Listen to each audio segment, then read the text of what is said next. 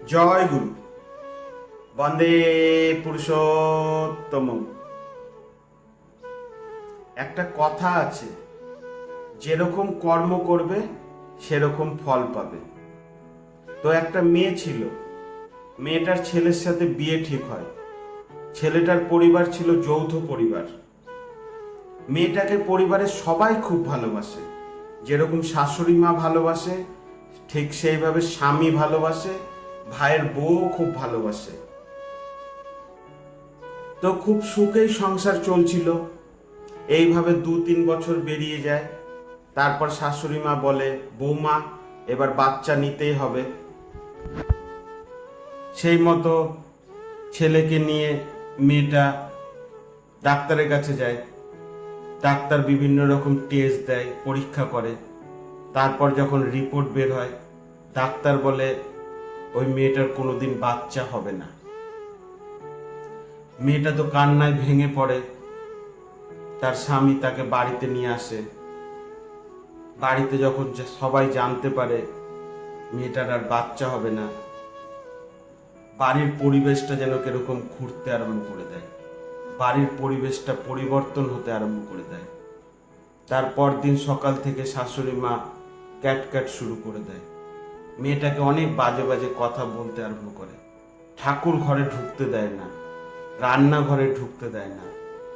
ভাইয়ের বৌমা যদি মেয়েটার সাথে কথা বলতে আসে, শাশুড়ি মা বলে ওই কাল মেয়ের সাথে কথা বলবি না। এই কাল মেয়ে যতদিন বাড়িতে থাকবে এই বাড়ির কোনোদিন উন্নতি হবে না। এইসব কথা শুনে মেয়েটার মন দুঃখে ফেটে যায়। রাতে যখন স্বামী বাড়িতে আসে তখন মেয়েটা কাঁদতে, তখন স্বামী তার হাত ধরে বলে, যে যাই বলুক না কেন আমি তোমার সাথে আছি। মেয়েটা যেন একটা আশার আলো পায়। যাক, যে যাই বলুক না কেন স্বামী তো তার পাশে আছে। কিন্তু মেয়েটা ফলো করতে আরম্ভ করে, তার স্বামী সবসময় দূরে সরে যেতে থাকে। কথায় কথায় মেয়েটার উপর স্বামীটা রেগে যায়। রাত্রে ভাত খায় না, বাইরে থেকে খেয়ে এসে ঘুমিয়ে যায়। মেয়েটার সাথে ঠিকঠাক ভাবে কথা বলে না। শাশুড়ি মা যখন খারাপ ব্যবহার করে, বাজে বাজে কথা বলে, স্বামীটা চুপচাপ থাকে। মেয়েটার কাঁদতে কাঁদতে দিন পার হয়। অশান্তি যখন চরমে পৌঁছে যায় তখন মেয়েটা ভাবে, বাড়ির সবাই তো খুব গরম হয়ে আছে, আমি 2-3 দিন মায়ের বাড়ি থেকে ঘুরে আসি। পরিবেশ যখন ঠান্ডা হবে তখন আমি আবার এই বাড়িতে আসবো। এই বলে মায়ের বাড়ি চলে যায়। তার 2 দিন পর ওইখানকার পোস্টম্যান গিয়ে একটা চিঠি তার হাতে দেয়। মেয়েটা চিঠিটা খুলে দেখে ডিভোর্স লেটার। মেয়েটার তো পায়ের নিচ থেকে মাটি সরে যায়। মেয়েটা কাঁদতে কাঁদতে তাড়াতাড়ি জামা কাপড় গুছায় শ্বশুর বাড়িতে আসবে বলে। কিন্তু কার মুখ দেখে আসবে? ওইদিকে শাশুড়ি মা খারাপ ব্যবহার করে, ভাইয়ের বউ খারাপ ব্যবহার করে, ঠাকুর ঘরে ঢুকতে দেয় না, রান্নাঘরে ঢুকতে দেয় না। একমাত্র স্বামীর মুখ দেখে শ্বশুর বাড়িতে আসবে, স্বামী তাকে ডিভোর্স লেটার পাঠিয়ে দিয়েছে।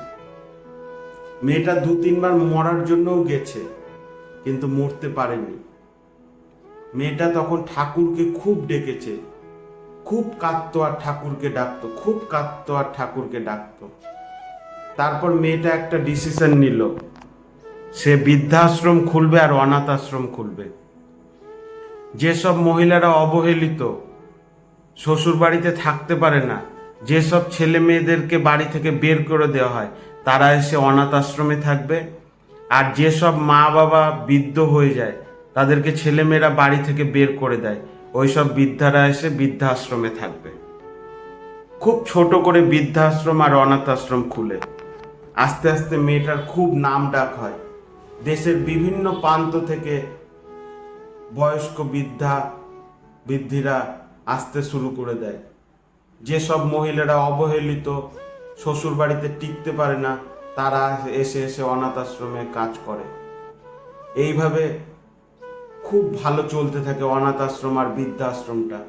বিশাল বড় হয়ে যায়, দেশে একটা নাম ডাক হয়ে যায়।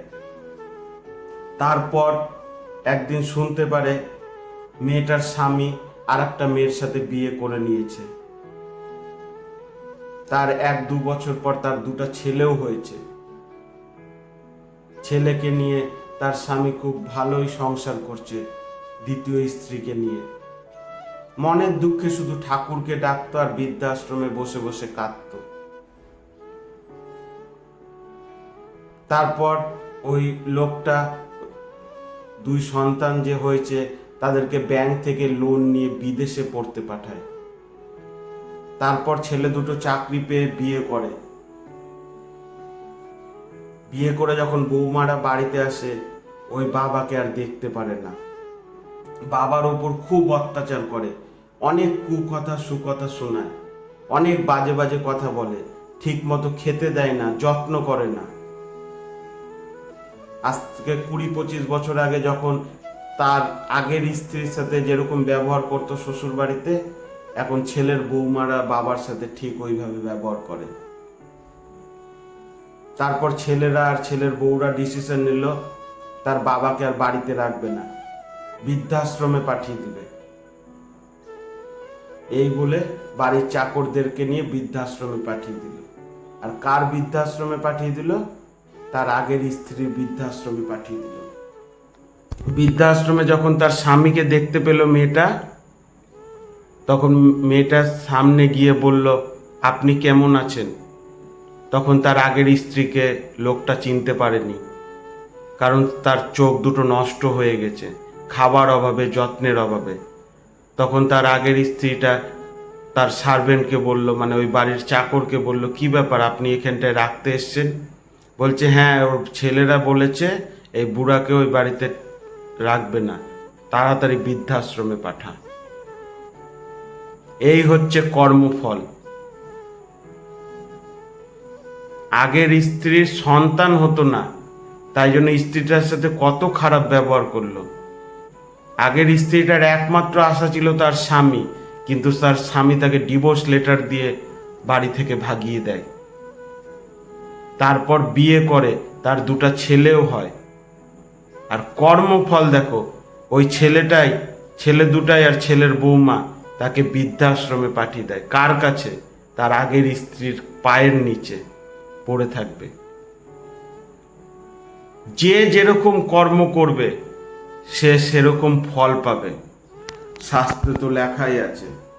তাই কাউকে আঘাত করার আগে বা কাউকে দুঃখ দেওয়ার আগে বা কষ্ট দেওয়ার আগে অন্তত 100 বার ভাবা উচিত। তার জায়গায় দাঁড়িয়ে থেকে যেসব কথাগুলো তুমি বলছো নিজে সহ্য করতে পারছো কিনা সেটা ভাবা উচিত। আজকাল অনেকে দেখি, অনেকের ছেলে মেয়ে হয় না, ঠাকুরের কাছে মানত করে, ঠাকুরের কাছে সব সময় ডাকে। ঠাকুর যখন ছেলে মেয়ে দেয়, ওই ছেলে মেয়ে তখন বাবা মাকে লাত মেরে বের করে দেয়, বৃদ্ধাশ্রমে পাঠিয়ে দেয়। তাহলে কি লাভ হলো? আমরা ঠাকুরের কাছে কি চেতে হবে জানি না।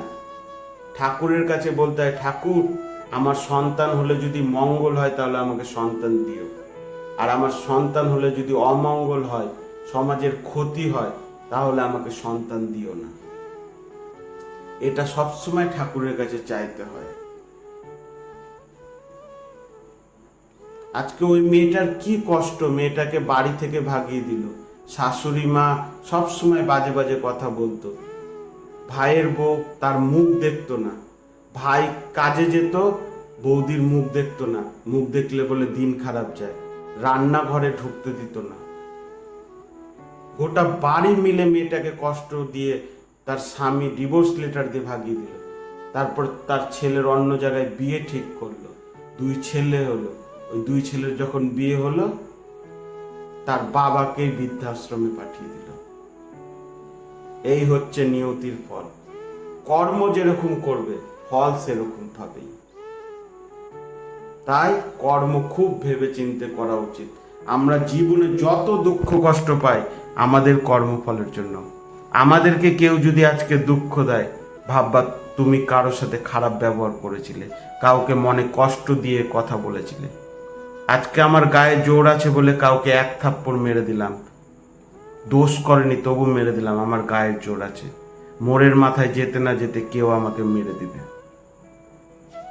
এই হচ্ছে কর্মফল। তাই কর্ম খুব ভেবে চিন্তে করা উচিত। সবসময় ঠাকুরকে ডাকা উচিত, পরম পিতার আশীর্বাদ নেওয়া উচিত। ঠাকুর যেইভাবে বলবে, আচার্যদেব যেইভাবে বলবে সেইভাবে মানা উচিত। তাহলে আমাদের জীবনের উন্নতি হবে, আমরা জীবনে শান্তি পাব। কর্মফল থেকে কেউ দূরে থাকতে পারবে না। তুমি খারাপ কর্ম করলে তুমি ফল পাবাই। তাই সবসময় ঠাকুরের আশীর্বাদ নিয়ে চলা উচিত, ঠাকুরকে স্মরণ করা উচিত, নাম জপ করা উচিত। তোমার উন্নতি হবেই হবে। জয় গুরু।